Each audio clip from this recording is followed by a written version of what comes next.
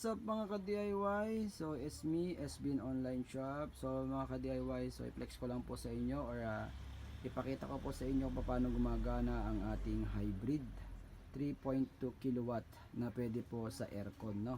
And ref mga ka-DIY. So ang specific design na panel po nito is 6 hanggang 8 500 watts at ating battery po ay 24 volts, so 25 volts na live PO4, 200 Ah to 280 Ah o ampere hour. So let's go, paano po natin i-demo. Number 1 mga ka-DIY, ko-connect natin ang battery siyempre. So i-connect po, ito yung wire ng battery. So i-connect na yan sa battery, no? So positive negative lang siya. So tingnan natin kung paano i-connect. Mga ka-DIY, ito yung negative, ito yung positive. So naka-connect po siya sa malaking battery. Naka-series po siya para maging 24 volts, no? Positive to, negative mga ka-DIY. Ang battery po, battery breaker po niya is 125 ampere na malaki, no? MCCB. Yan, napakaganda yan mga ka-DIY kasi malaki po yung breaker na ginagamit natin. Ito po ang 3.2 kilowatt hybrid na POWMR brand. So napakaganda po ito, napakalaki, napakabigat po. 3 ampere po natin na ATS o automatic transfer switch para pag hindi po kaya ng battery or ito po kasi nga 3.2 kilowatt na hybrid, pag nalobat po yung battery hindi na po aandar yung kanyang AC.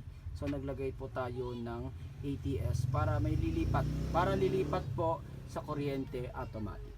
Ka-DIY, hindi mawawala ang ating mga accessories or ating mga protection. So nandito po yung AC out panel po niya na 40 ampere. Ang SPD niya po, maximum po niyan is 385 volts and then 20 kV or 40 kA yan.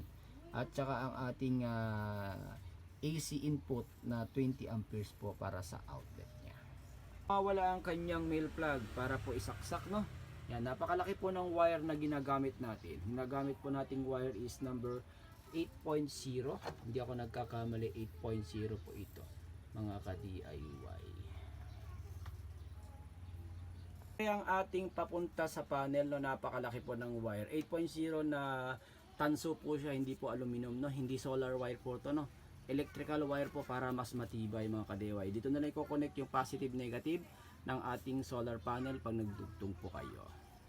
Paandarin na po natin para makita natin kung paano siya mag-function.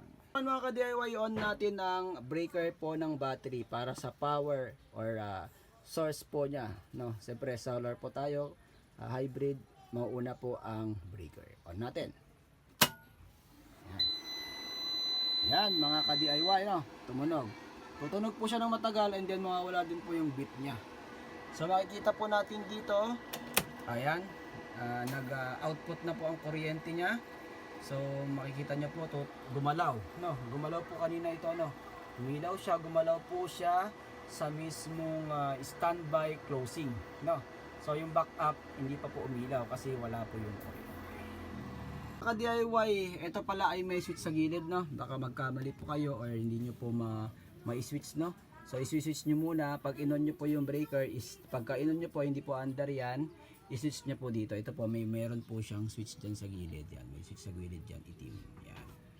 Ito na yung ating 6-in-1 kilowatt meter, no? Nakikita na natin yung voltaheng lumalabas, kung ano po yung voltahe at ano po yung megahertz, kung ilan po yung wattage ng appliances na nagagamit natin. So wag po natin tong biritin ng hanggang 1,500 watts, kalahati lang para hindi po magkaroon ng problema yung ating inverter.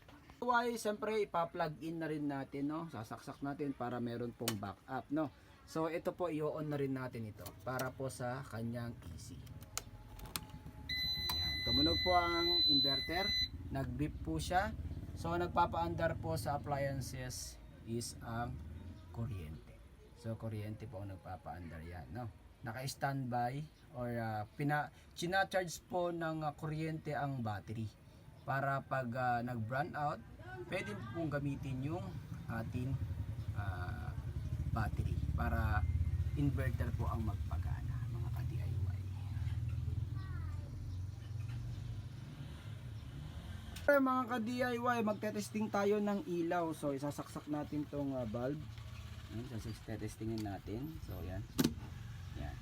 Ilaw na mga ka-DIY, no.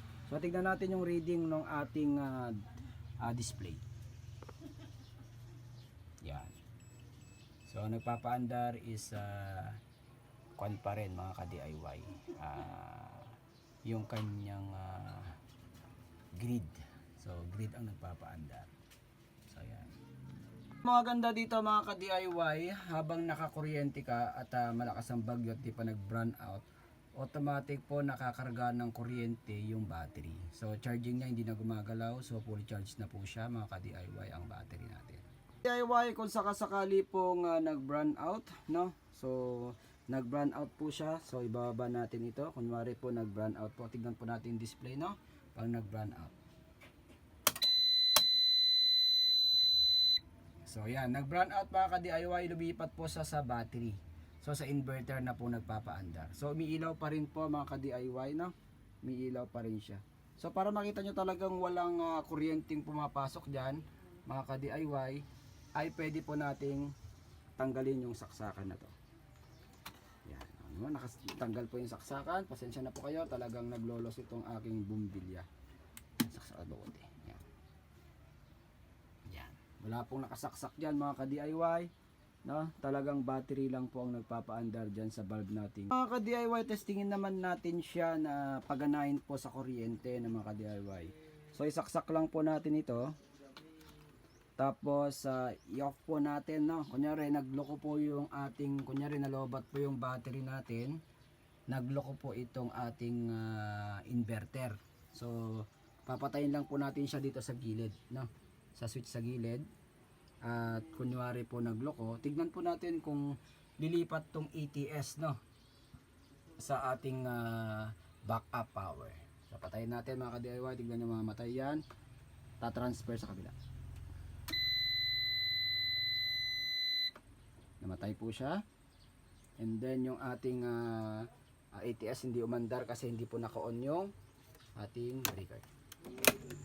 Yan.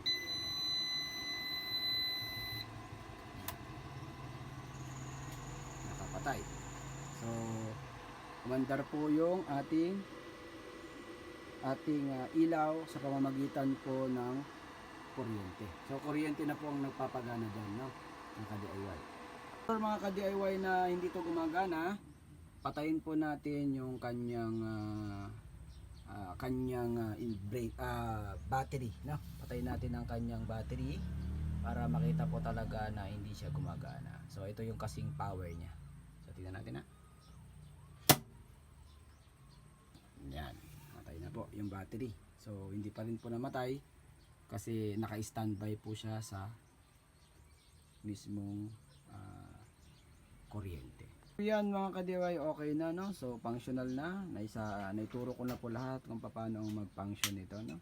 So paano umandar, paano i-plug and play lang naman to mga ka-DIY. So magsasaksak ka lang, lalagay mo lang yung battery, kukonek mo lang yung panel, i-on mo lang yung mga breaker at okay na. So yan mga ka-DIY, thank you for watching. God bless, bye bye.